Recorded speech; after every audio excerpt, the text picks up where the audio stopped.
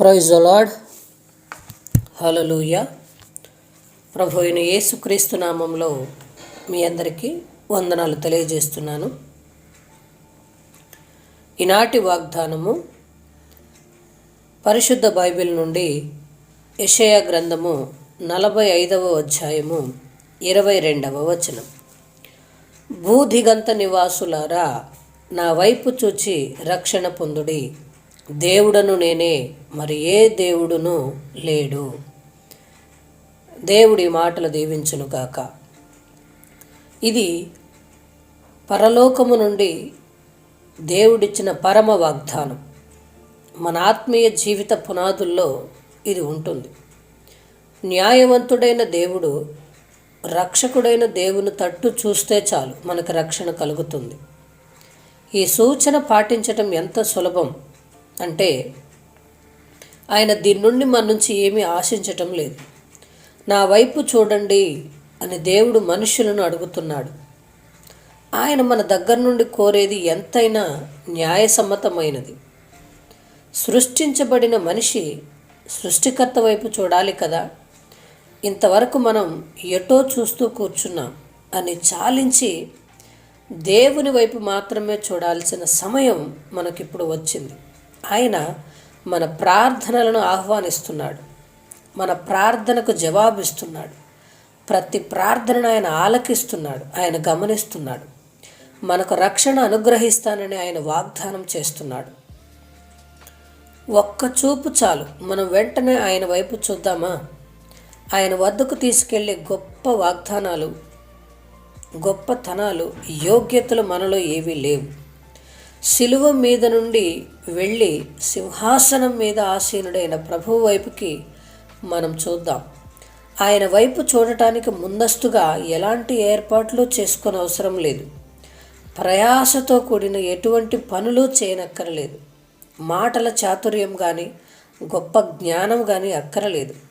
ఆస్తిపాస్తులు, బలశౌర్యాలు, అందము ఇవేవీ అక్కరలేదు. మనకు అవసరమైన అన్ని విషయాలు కూడా ప్రభువులోనే ఉన్నాయి. వాటన్నిటి కోసం ఆయన తట్టు చూస్తే అవన్నీ మనవే అవుతాయి. మనం రక్షింపబడతాం. దేవునికి దూరంగా ఉన్న వారలారా ఇలా చూడండి.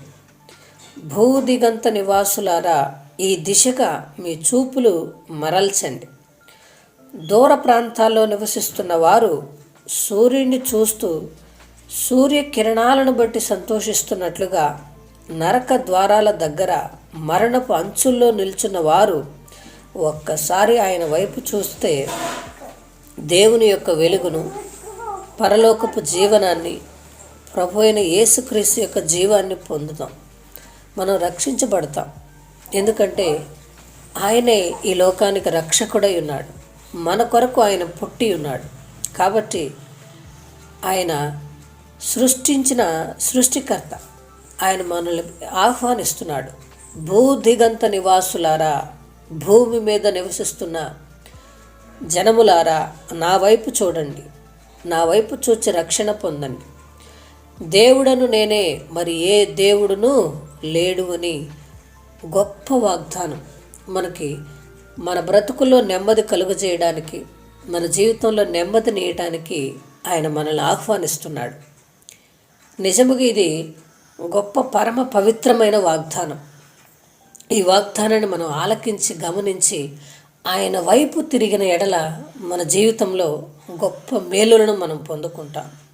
ఈ సంవత్సరం ఇది మొదలుకొని ఈ వాగ్దానమును మనం చేతపట్టి అనుదినము ప్రార్థనలో దీన్ని మనం జ్ఞాపకం ఎత్తిపట్టి ప్రార్థన చేద్దాం. దేవుడి మాటలు దీవించునుగాక. ఆమేన్. కృపా కనికరము కలిగిన దేవా, నా యేసయ్య, నీకు స్తోత్రాలు తండ్రి. ఈ ఉదయకాలం నీవిచ్చిన ఈ వాగ్దానమును బట్టి నాయనా, ఎవరైతే ప్రభు నీ వైపు చూస్తున్నారో వారందరూ మారు మనసు పొంది, రక్షణ పొంది, నీవే నిజ దేవుడు అని నిన్ను ఎరిగి తండ్రి, నిన్ను పూజించినట్లు, ఆరాధించినట్లు కృపను అనుగ్రహించండి నాయన. ఇంక ఎవరైతే నాయన ప్రభువా నీ బిడలై ఉన్నారో ప్రతి ఒక్కరూ నీ యొద్దకు వచ్చునట్లుగా ఈ మాటలు వారికి అందించమని, వారు విని రక్షణ పొందినట్లు కృపను అనుగ్రహించమని మా ప్రభువును మా రక్షకుడైన యేసు నామంలో అడిగి వేడుకుంటున్నాం తండ్రి. ఆమేన్.